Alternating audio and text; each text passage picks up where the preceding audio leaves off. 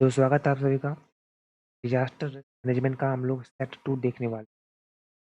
फटाफट से देखते हैं सेट 2। निम्नलिखित में से कौन एक प्राकृतिक आपदा है? आपका ऑप्शन आपके सामने आग, औद्योगिक प्रदूषण, भूकंप, परमाणु आपदा। तो भूकंप जो है वो क्या है राजा? प्राकृतिक आपदा। जोखिम न्यूनीकरण का उद्देश्य क्या है? रिस्क ऑप्शन आप राइट आंसर हो। संभावित नुकसान कम करना। क्या होगा राजा? तुम सुन नहीं रहे हो। संभावित नुकसानों को कम करना। आपदा प्रतिक्रिया में पहला कदम क्या है? राइट आंसर होगा ए, खोज और बचाव। क्या होगा? खोज और बचाव।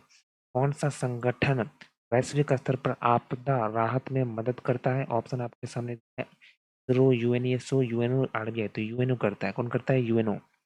आप लोग लाइक कर दीजिएगा। रील्स को लाइक करते हो फटाफट से, लेकिन वीडियो को लाइक नहीं। आपदा प्रबंधन में भेदता किस से दर्शाता है? तो दर्शाता है आपदा से निपटने एक क्षेत्र की असमर्थता को। एनजीओ की भूमिका क्या होती है? आपदा प्रबंधन में गैर सरकारी संगठन की क्या भूमिका होती है? डी होगा राइट आंसर। बचाव, राहत और पुनर्वास में सहायता। आपदाओं में के दौरान निम्नलिखित में से कौन चिकित्सा स्वास्थ्य प्रतिक्रिया का हिस्सा होता है? ऑप्शन आपके सामने बी हो जाएगा, प्राथमिक उपचार और आघात देखभाल प्रदान करना। आपदाओं के बाद प्रमुख मनोवैज्ञानिक प्रभाव क्या देखे जाते हैं? राइट आंसर होगा इसका बी, आघात और घबराहट। क्या होगा? आघात और घबराहट। सारा सेट जरूर देखिएगा आप लोग। Set 1, set 2, set 3। आपदा तैयारी योजना का कार्य क्या है? ऑप्शन आपके सामने दिया। राइट आंसर होगा तेज और प्रभावी प्रतिक्रियाएं सुनिश्चित करना। क्या होगा राजा? तेज और प्रभावी प्रतिक्रियाएं सुनिश्चित। आपदा प्रबंधन में शैक्षणिक संस्थानों की भूमिका क्या है? राइट आंसर होगा कि वो राहत सामग्री, जो भी जागरूकता बढ़ाना, छात्रों को प्रशिक्षण देना, ये होगा। प्रारंभिक चेतावनी प्रणाली का प्रमुख उद्देश्य क्या है? ऑप्शन आपके सामने। राइट आंसर, भेदता को कम करना और जीवन बचाना। आपदा प्रबंधन में पूर्वानुमान का अर्थ क्या होता है? ऑप्शन आपके सामने। राइट आंसर होगा वैज्ञानिक आंकड़ों के आधार पर इसकी आपदाओं का अनुमान लगाना। आपदा प्रबंधन में आईटी की भूमिका शामिल है। राइट आंसर होगा ए, डेटा संग्रह और प्रारंभिक चेतावनी का प्रसार करना।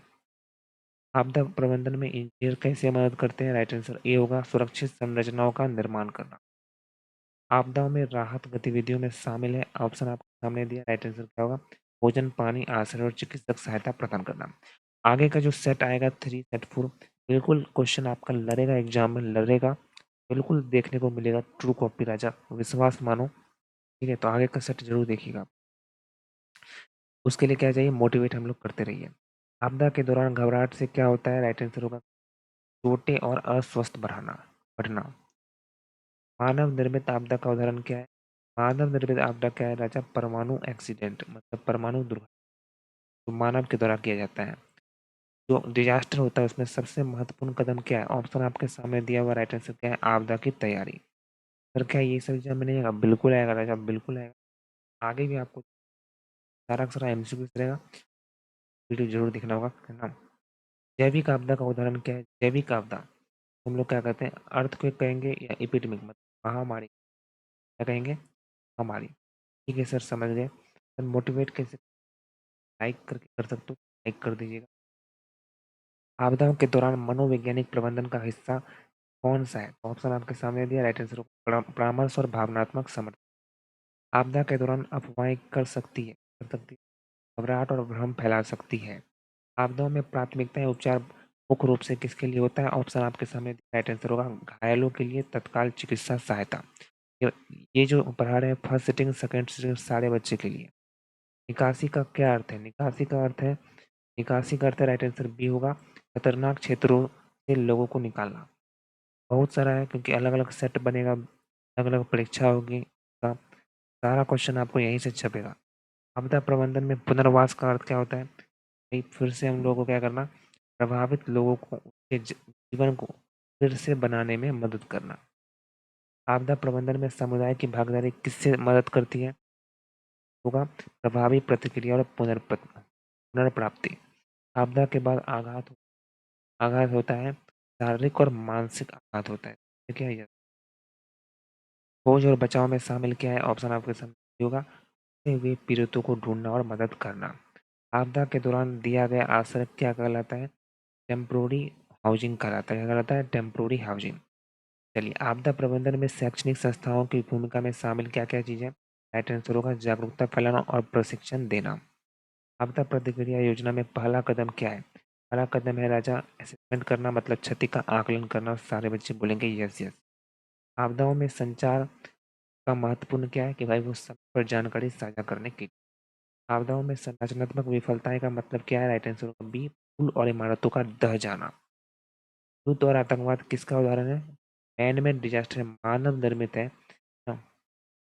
आगे बढ़ते हैं, बाढ़ का कारण क्या है? कि भाई वो हैवी रेनफॉल से बाढ़ हो जाता है।